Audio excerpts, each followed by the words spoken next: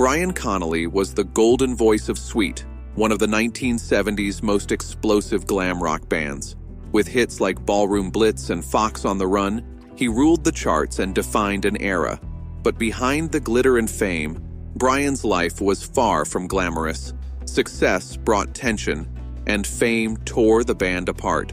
From sold-out arenas to empty bars, Connolly's journey was one of brilliance and heartbreak. In his final years, he revealed the truth about Sweet and how he lost it all. To understand his fall, we must go back to the beginning. Brian Connolly was born in Hamilton, South Lanarkshire, in 1945. His mother, Frances Connolly, was a teenage waitress who left him in a Glasgow hospital. His father was never identified. At 2, he was fostered by Jim and Helen McManus in Blantyre and grew up as Brian McManus, unaware of his true past. At 18, he learned he'd been adopted. The revelation shook him, and he reclaimed his birth name Connolly to honor his mother. Rumors later linked him to actor Mark McManus. Both shared striking similarities and possibly the same father. Though trained as an engineer, Brian was drawn to music. His looks, charisma, and voice made him stand out. That voice would soon define 1970s glam rock. His musical career began with Wainwright's Gentlemen, a local London band that once featured future Deep Purple singer Ian Gillan. When Gillan left, Brian stepped in as lead vocalist. There, he met drummer Mick Tucker, forming a lifelong bond that would lead to Sweet. In 1968, Connolly and Tucker formed the Sweet Shop with bassist Steve Priest and guitarist Frank Torpey. Their early singles under Fontana Records went unnoticed, but their chemistry was undeniable. After changing their name to The Sweet and facing several lineup changes, they kept pushing forward. By 1970, fate intervened. Producer Phil Weinman introduced them to songwriting duo Nicky Chinn and Mike Chapman. Together, they recorded a demo of Funny Funny, the song that would finally launch Sweet into stardom. When producer Phil Weinman began pitching Funny Funny to record labels, it quickly drew attention. Around the same time, the Sweet searched for a new guitarist and found Andy Scott, a skilled Welsh musician who had worked with The Scaffold and the Elastic Band. He fit in instantly. With Andy on guitar, Steve Priest on bass, Mick Tucker on drums, and Brian Connolly up front, the classic lineup was complete. Their debut at the Windsor Ballroom in Redcar on September 26, 1970, was electric. Their chemistry undeniable. Sweet wanted a fresh sound, pop hooks fused with rock power.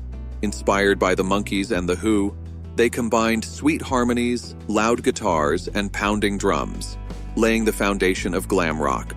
Their first album appearance was on 1970's budget compilation Gimme Dat Ding, and TV performances like Funny Funny on Liftoff earned them early recognition, signing with songwriters Nicky Chinn and Mike Chapman. And with Phil Weinman producing, Sweet secured a global RCA deal.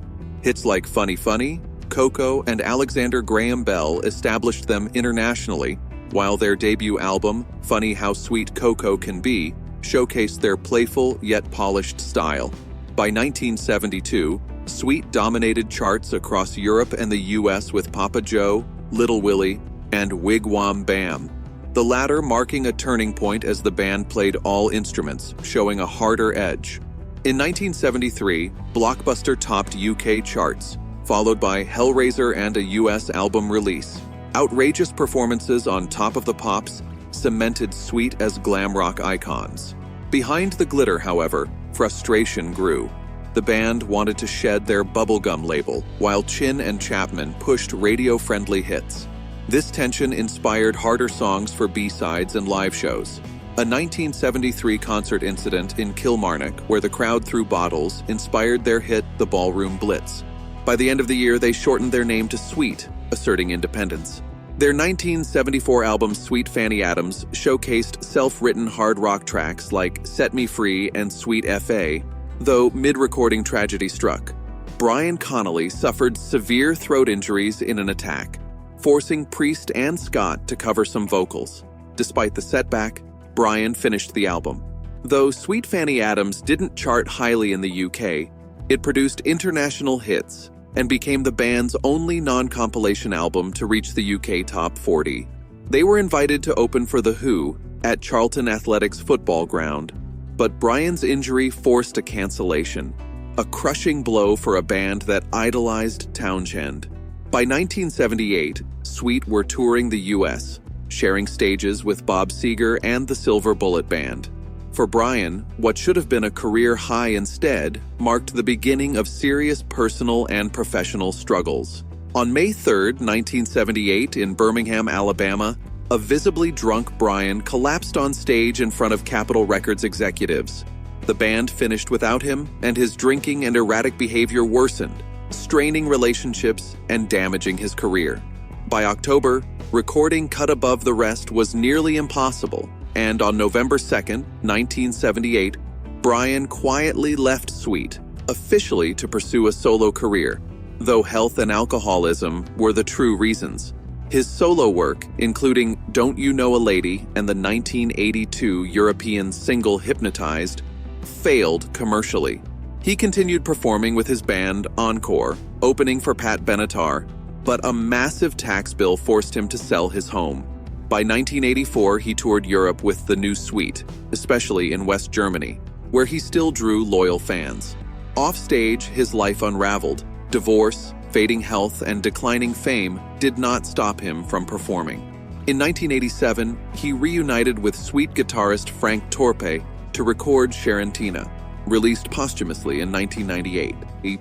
A brief 1988 Sweet reunion in Los Angeles failed due to his damaged voice. He continued with the new Sweet, though health issues grew severe. A 1990 Australian tour had to proceed without him after hospitalization.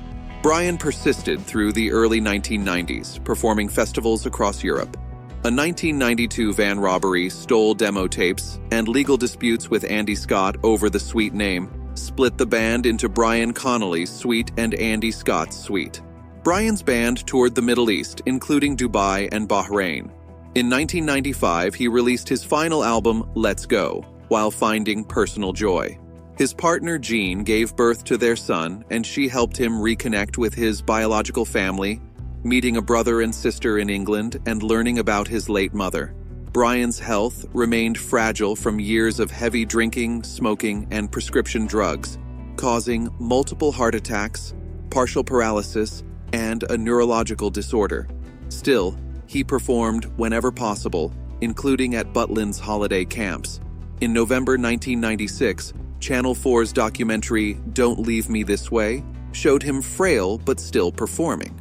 On December 5, 1996, he played his final concert at the Bristol Hippodrome with Slade 2 and John Russell's Glitter Band Experience. His health rapidly declined. After another heart attack in January 1997, he was hospitalized multiple times. On February 10, 1997, Brian Connolly died at 51 from kidney and liver failure, compounded by repeated heart attacks. His funeral was held at the Most Holy Name Roman Catholic Church in Denham, Buckinghamshire, with ashes scattered by his daughters and a memorial concert in Camden, raising funds for a plaque at Brickspear Crematorium. Survived by his ex-wife Marilyn, partner Jean, and son Brian Jr., Brian died penniless but devoted to music until the end, a golden voice of glam rock who gave everything to his art.